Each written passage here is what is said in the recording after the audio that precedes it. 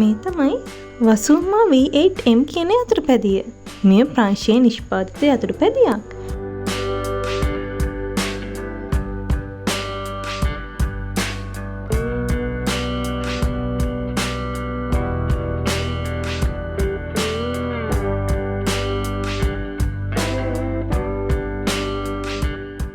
මේ බයික් එකට horse power 460ක ඉටලියන් V8 එන්ජින් එකක් තමයි ලබා දීලා තියෙන්නේ. මෙහි ඉදිරිපස මිලිමීටර් 350ක මිචලින් රෝද ලබා දීලා තියෙනවා වගේම පසුපසට මිලිමීටර් 285ක රෝද තමයි ලබා දීලා තියෙන්නේ.